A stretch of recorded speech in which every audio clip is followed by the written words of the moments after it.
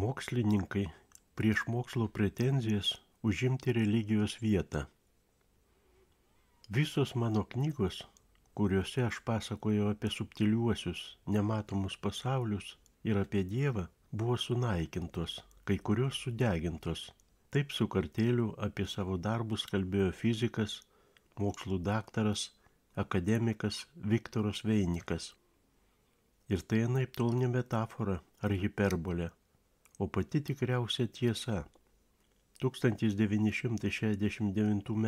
rugsėjo mėnesį buvo priimtas nutarimas išimti iš apyvartos jo vadovėlį aukštosioms mokykloms – termodinamika. Visi egzemplioriai surinkti iš bibliotekų, knygynų ir sudeginti, tiesioginė to žodžio prasme. Šis atvejis yra ne tik liūdnas mokslo istorijos faktas, jis parodo, kokios pavojingos gali būti naujos idėjos tiems, kas bijo permainų. 1956 metais Viktoras Veinikas buvo išrinktas Baltarusijos mokslo akademijos akademiku. Nuo tada jis ir apsigyveno Minske. Vadovavo termodinamikos ir atominės fizikos laboratorijoms. Daug dėmesio skyrė laiko fizikai, sukūrė vadinamąjį chronalų, tai yra laiko dalelių generatorių, kurio pagrindu tikėjosi sukurti laiko mašiną. Šios idėjos bei atradimai gerokai pranoko savąjį laiką. 1996 metais mokslininkas paslaptingomis aplinkybėmis žuvo autoįvykėje nuošalioje Minsko gatvėje. Oficialiai nepripažintų mokslo atradimų tyrinėtojai laiko, kad Veiniko mirtis nebuvo atsitiktinė. Jie primena, kad panašiomis, netikėtomis ir tragiškomis aplinkybėmis iš šio pasaulio dingo ne vienas genialaus išradimo autorius, o kartu su jais dingo ir išradimo aprašai. Jie tapo tiesiog nuslėpti. Vienas Veiniko kolega po jo knygos sudeginimo pareiškė: gerai, kad dabar degina tik knygas, o ne jų autorius. Į tai Veinikas atsakė Giordano Bruno žodžiais: deginti tai nereiškia paneigti. Ir kasgi jo knygoje buvo taip pavojinga, kad joje įžvelgtos grėsmės mokslo grynumui ir visuomenės saugumui. Kokie mokslininkų atradimai privertė sistemą taip beatodairiškai priešintis? Atsakymas slypi jo mokslinės veiklos pobūdyje. Veinikas priklausė tai mokslininkų plejadai, kuris stengiasi suvienyti mokslą ir metafiziką. Jis kėlė idėjas, kurios jo manymu moksliškai rodė Dievo, kitų, nematomų pasaulio egzistavimą ir ne žmogaus sąveiką su tais pasauliais. Epochoje, kai materializmas laikomas vieninteliu moksliškumo pagrindu, toks požiūris laikytas ir dabar visame pasaulyje laikomas pseudomokslu, iššūkiu viskam, kas nusistovėję, kas visuotinai priimta. Veiniko darbams būdinga griežta mokslinio tyrinėjimo metodika, praturtinta giliomis filosofinėmis įžvalgomis. Mokslininkas tvirtino, kad pasaulis sudarytas kur kas sudėtingiau, negu įprasta manyti, kad materija tai tik maža egzistuojančios realybės dalelytė. Jis buvo įsitikinęs, kad mus supa subtilūs, nematomi pasauliai, energetinės struktūros, kurios, būdamos nematomos mums, vis dėlto daro pastebimą įtaką mūsų gyvenimams. Šios idėjos ne tik kėlė daugelio mokslininkų prieštaravimus, jos tiesiog kardinaliai prieštaravo vyraujančiam pasaulio vaizdui. Juk sutikus su Veiniko pasaulio matymu, tektų esmingai keisti fundamentalius teiginius apie realybės prigimtį.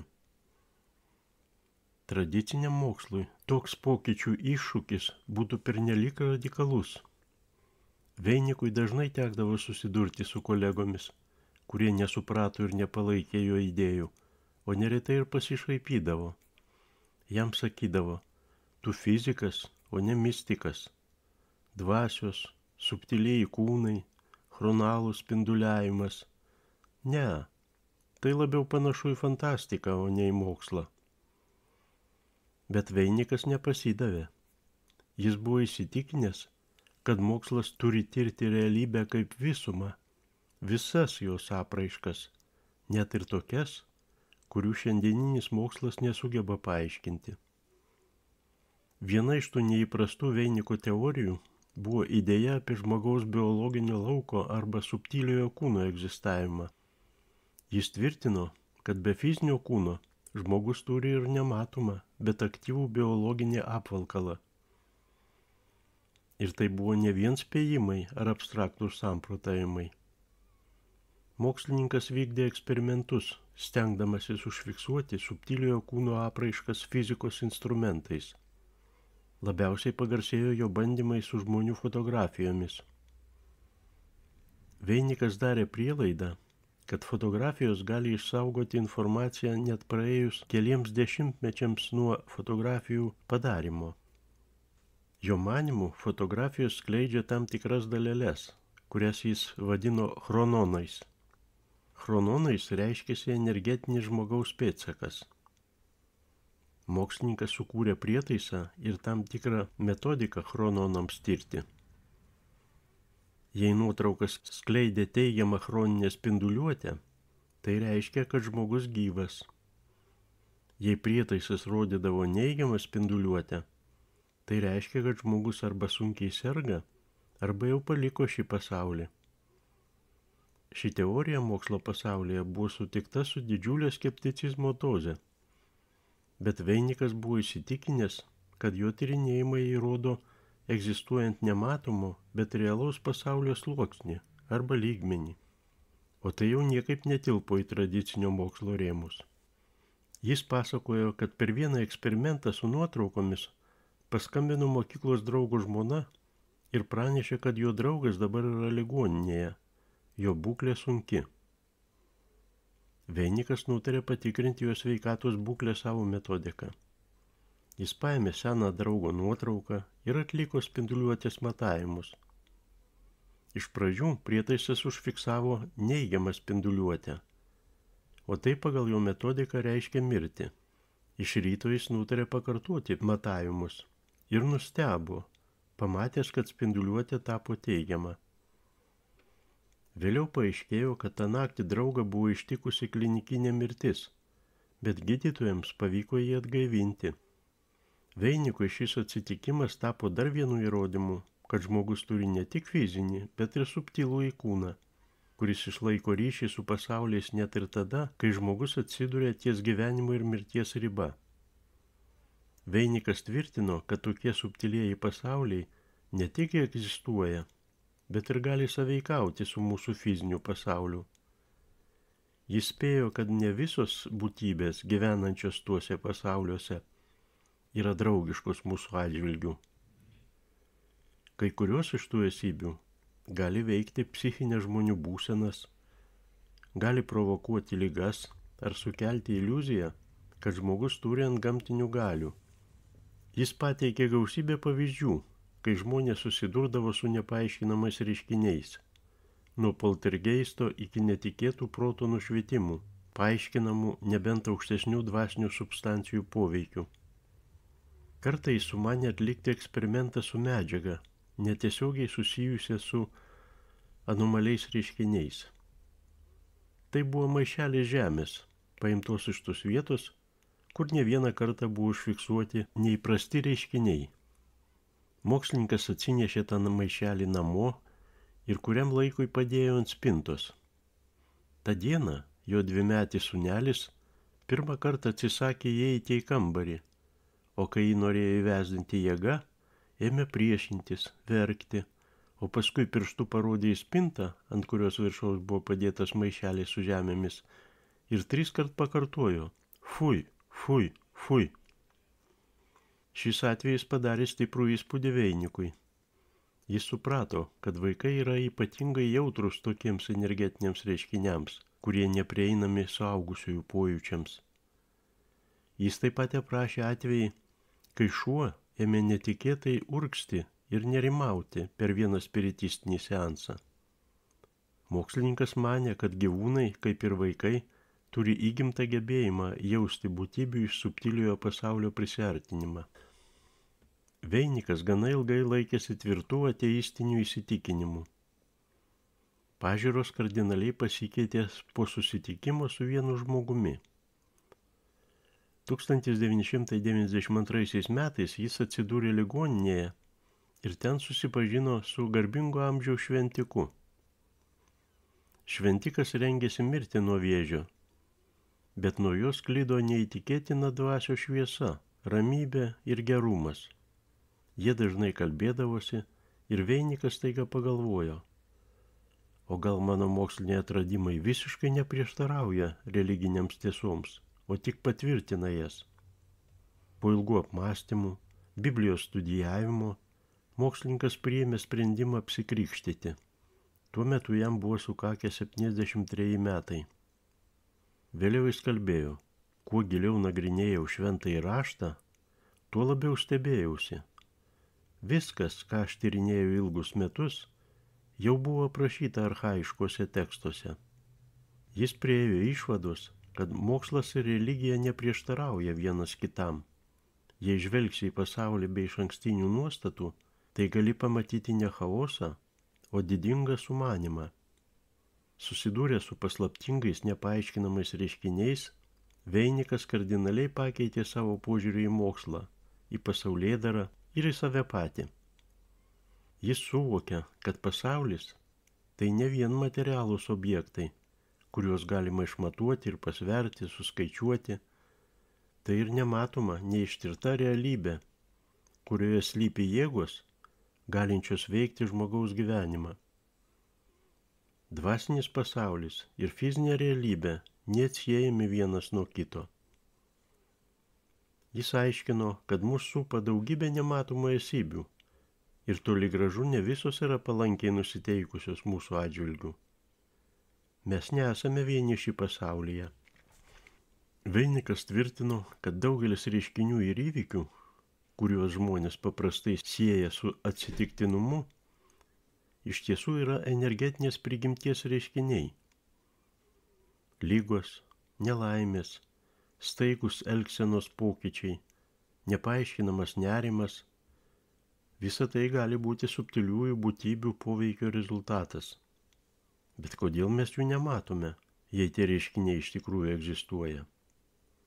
Į šį klausimą Veinikas atsakinėjo taip. Mūsų jutimo organai sukurti taip, kad patirtumėm tik materialaus pasaulio objektus.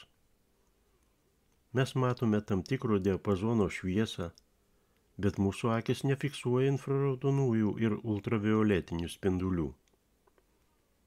Mes girdime garsus tam tikrame dažnio diapazone, bet negirdime ultragarso, kurį kuo puikiausiai girdi, tarkim, šikšnosparniai. Taip pat negirdime ir infragarso. O kas, jei dvasinės esybės egzistuoja tame realybės spektre, kuris neprieinamas mūsų jutimo organams? Veinikas teigia, kad subtiliesiems pasauliams būdinga savita struktūra ir dėsniai. Jo manymu, naujausi kvantinės fizikos atradimai nepaneigiamai liudija nematomos realybės egzistavimą. Jei fundamentaliame lygmenyje materija elgiasi taip, tarsi paklūstų nežinomoms mums jėgoms, vadinasi, mes dar nepriėjome iki tikrosios pasaulio esmės supratimo. Veiniko manymu, subtilieji pasauliai sąveikauja su mūsų materialiuoju pasauliu, o tos sąveikos rezultatai užsifiksuoja anomalių reiškinių pavidalų. Vienas iš tokių anomalių reiškinių – poltergeistas. Tai ne vien triukšmai ar daiktų judėjimas be regimos priežasties, tai subtiliųjų esybių apraiškos. Tokiais būdais jos siekia sąveikauti, paveikti žmonės. Poltergeistas reiškiasi neatsitiktinai. Jis susijęs su žmonėmis, kurie atvėrė jam duris į mūsų realybę. Veinikas įspėjo žmonės. Atverdami duris į kitą pasaulį, turite būti pasirengę, kad pro tas duris svečiai iš ano pasaulio pateks ir pas jūs. Daugelis neigiamų gyvenimo aspektų, tokių kaip ligos, nuolatinis nuovargis, depresija, gali būti neigiamų anapusinių pasaulio būtybių poveikio rezultatas. Jos maitinasi jūsų skleidžiama neigiama energija, baimėmis, kančia, nerimu, nepasitikėjimu. Kaip apsisaugoti nuo tų neigiamos energijos generatorių? Mokslininkas siūlė keletą būdų. Pirmasis – minčių ir emocijų kontrolė. Pozityviai nusiteikę, šviesios optimistiškos pasaulėžiūros žmonės jau savaime sunkiau pasiduoda tų esybių manipuliacijoms. Duris anapusiniams esybėms į jūsų pasaulį gali praverti užsiėmimai okultinėmis praktikomis. Spiritizmas, būrimai, ritualai atveria ryšio su subtiliaisiais pasauliais kanalus. Atidarius juos ne visada lengva uždaryti.